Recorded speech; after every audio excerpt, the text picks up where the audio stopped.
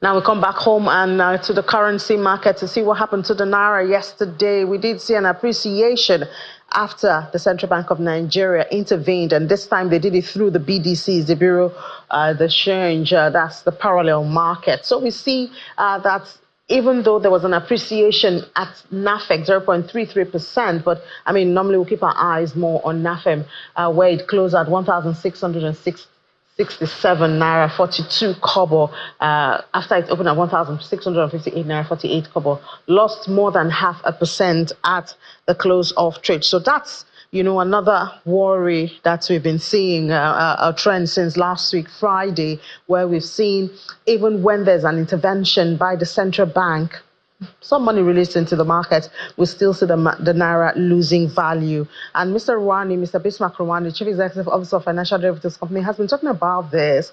He says he believes it is because of the uncertainty in the intervention or the timeline of intervention expected from the central bank. Now, let's talk to him this morning and see perhaps he has found out something more about this. Mr. Rewane, good morning and welcome to the program.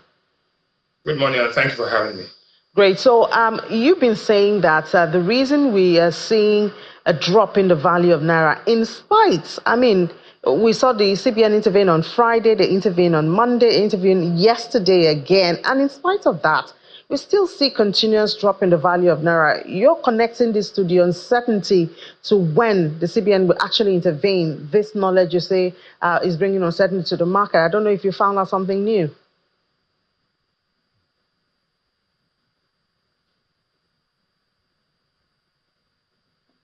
Oh, it seems perhaps there's an internet glitch right there because it seems Mr. Rewane is frozen on the screen, but I'm sure we'll get him back in a couple of seconds, hopefully. Yeah, but looking at what's happening in the value of the naira, and then when we listened to Mr. Cardoso 2 days ago, MPC decision announcement, and when he was asked about his achievement or his work in 1 year, celebrating 1 year in office. We did hear, one of the things obviously is closing the gap between the parallel and the official market. So while that's commendable, when we look at the value of the naira, the reintroduction of the Dutch auction system, well, it's receiving applause. But what about the value of the naira? I think we have Mr. Rewane back. Mr. Rewane, can you hear us now? Clearly. Great. Yeah, so I was just saying that you've already expressed your thoughts on why you think the naira keeps depreciating in spite of CBN intervention. Have you found out something new? No, let me first of all, normally once a country increases its interest rates, the currency strengthens because basically it becomes more expensive to get the local currency to buy the international currency. That's basic rule number one. So two things happen here. One, the US interest rates were dropped by 50 basis points, and Nigeria increased its own interest rate by 50 basis points. So, technically speaking, the naira should appreciate instantaneously against the dollar because the interest rate inflation differential has narrowed. But having said that, you must understand that a lot of people who are in the currency markets had an inventory of dollars. Two, a lot of people did not know, and there was no clarity as to when the next auctions will be. So what we are saying is that once the central bank announces that we will have periodic interventions, no matter what the frequency and the magnitude, the marketplace will take that into consideration. So initial reactions were negative because they want information. One of the characteristics of perfect markets is that if there's information, easy entry and exit, homogeneous commodity, the market becomes perfect and prices begin to decline. So in this case, I think the next credible step would be that the central bank would have to now begin to announce how it intends to intervene. Yes, there was some money sold to BDCs in the last day or two, but that's not going to cut it. You need a very deliberate and intentional strategy as to how to get the currency back. But having said that, I think that the naira got to 1,700 yesterday. I think it begins to appreciate from today or tomorrow. You begin to see it will be sticky at about 1,700. And then it gradually begins to come down. But let's not deceive ourselves. A 50 basis point increase in interest rates is not going to salvage the naira. It only means that it will appreciate marginally And then gradually, other things have to come into place. One, the debt service proportion, the fiscal activities of the government, and more than anything else, we must get the oil revenues back up by actually doing something about the vandalism in the Niger Delta. Yeah, obviously, the oil and gas sector is still the major driver of revenue and sustenance of the economy. But another worrying one, we've been talking about the threat of food insecurity. We have numbers, we have researchers and all of that. But the flood seems to bring another dimension to that, because now the United Nations is estimating that that flood destroyed about 8.5 food for about 8.5 million Nigerians. So once again, a bleak Christmas is what we're seeing? Yes. Well, to a large extent, a bleak Christmas, because we're counting on three things between now and Christmas. One, the import of commodities with the duty waiver program. Two, the harvest season. And three, the lower logistics costs. Now, with the floods, both in the northeast and to a large extent the south-south, it means that we will lose part of the harvest. Two, it will be more difficult to move products from one market to the other. And three, even if you import the commodities, you will not be able to get it into the hinterland and the marketplaces. So this is bad luck, right? At times you have to be smart and be lucky. So this is bad luck for Nigeria, and it means that the inflation trajectory that we're expecting that will begin to decline in November and December may not materialize as earlier anticipated. Look at the domestic commodity prices. As of today, flour is up significantly to about 71,000 naira. Rice is up at 100,000 imported and 95,000, I understand, for domestically milled rice. Palm oil is down, and tomatoes is the big one that has actually come down to 22,000 naira a basket. So mixed bag there for commodities.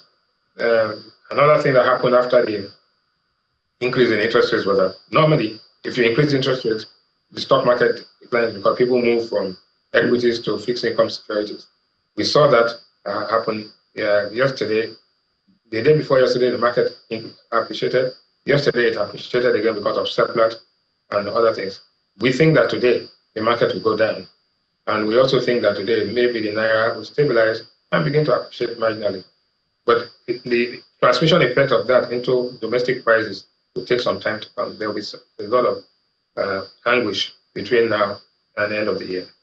Yeah, well, we do hope. I know we started counting down 100 days, like 2 days ago. So we do hope that those buffer that the federal government, I mean, the waiver, duty waiver and all of that will set in. So at least we'll have, a beautiful Christmas at the end of the year. But thank you so much, Chief Executive Officer of Financial Derivatives Company, Mr. Bismarck Rewane. But there was one comment, though, Ini. There was something about the family office. There were some comments about the Dangote Refinery. First and foremost, the products are coming out in the market. We'll have a new price in October based on the Naira oil consideration. But also, some people said Dangote is sort of a family office. Family offices are normal. So you have Gates family office, Warren Buffett family office, and all of those offices.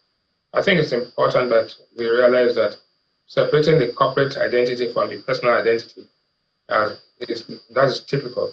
And therefore, the focus is on when the refinery starts to produce, at what price, and we made it clear that we do not think that the price is going to decline anytime soon. If anything, the price is going to increase. But one thing, though, is that the uniform pricing across Nigeria is a thing of the past now. That therefore, the price in Maiduguri will not be the same thing as the price in Akure. Neither will it be the same thing as the price in Port Harcourt or in Sokoto, for that matter. So differential pricing and efficient pricing come in. Two, that the price of diesel, which today is at 1,180, begins to be a proxy for the price of petrol. Therefore, if you're paying 900 now, you have to get ready for the fact that you'll be paying 1,100 and something in a not too distant future. But however, because of the reduction in traffic, you'll find that even though the increase in price, you are spending less time in traffic, and maybe the amount of petrol you are burning is not as much. So the differential pricing and efficient pricing come in. Two, that the price of diesel, which today is at 1,180, begins to be a proxy for the price of petrol. Therefore, if you're paying 900 now, you have to get ready for the fact that you'll be paying 1,100 and something in a not too distant future. But however, because of the reduction in traffic, you find that even though the increase in price, you are spending less time in traffic, and maybe the amount of petrol you are burning is less than you were burning before. Is that any comfort for anybody who is paying for transport fare? No. I'm just putting the reality on the table that we should get ready for those increases as a part of this adjustment process. Thank God the youth corps allowance is now at 77,000, so that's the beginning of the soft landing for the Nigerian consumers. Yeah, well, interesting there, Mr. Rewane, and I'm sure a lot of people want to know more about that pricing you're talking about.